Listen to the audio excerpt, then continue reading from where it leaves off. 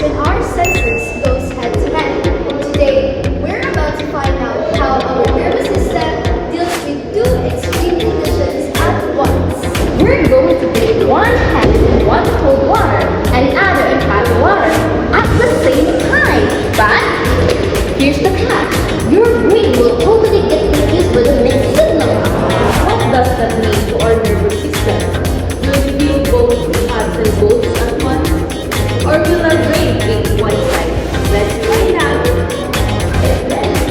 This experiment is all about how our nerves send signals to the brain and how the brain will make sense of it.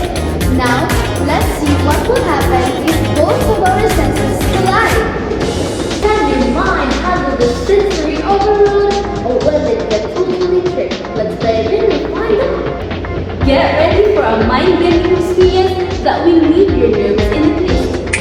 This is the hot container. This is a container containing the hot water, and this is the container containing the cold water. For 1 minute, Xavier will soak her hand. After that, she will put them in the normal water, trying to see if there is a reaction into the two different environments.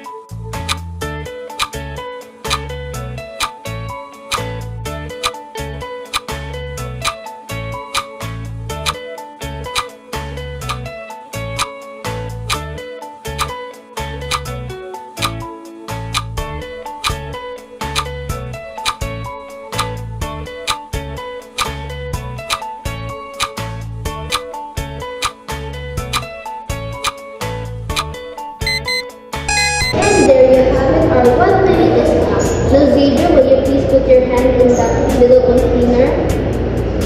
How did you feel? What did you feel after so cold? Well, after putting it in the normal temperature water, my right hand, which I put on the warm water earlier, becomes colder. While my left hand that I put in the cold water earlier has become warmer. Thank you, Xavier, for demonstrating our experiment. You can try this at home, guys, but be careful, for hot water will hurt your skin. Now, for further demonstration explaining what really happened, we will have AIENE take over. Thank you. Thank you, Trisha. Now, let's take a closer look on this reaction. When you immerse one hand in the hot water and another hand in the cold water, then put them both in the same room temperature together, your body will experience a sensory illusion due to the phenomenon called thermal changes or neural integration. This reaction is governed by our nerve receptors called thermoreceptors that is specialized in neurons to send signal to the brain so that it will detect any temperature changes. This receptor will specifically send impulses to the hypothalamus, which acts as the body's thermostat. The hypothalamus responds through the sympathetic nervous system by constricting blood vessels in the skin. Vasoconstriction diverts blood away from the skin and extremities to the warmer interior of the body to prevent further loss of heat to the surroundings and prevent their body's core temperature from dropping further.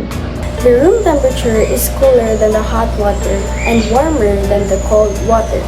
So when you put both of your hands on the room temperature water, the central nervous system or the CNS will interpret those incoming signals based on the baseline established during the prior exposure to those extreme high temperatures. The hand previously that is exposed to the hot water and has adapted to its temperature will perceive the room temperature water as cold due to the shift that represents as a relative decrease in heat.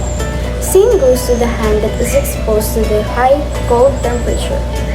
After dipping into the room temperature, the senses will interpret it as warm due to the relative increase in temperature. This is a result to the differential firing rates of our thermoreceptors processed by the somatosensory cortex in our brain. And there you have it. Your senses are more than you think. Master your mind, master your senses. Thank you for watching.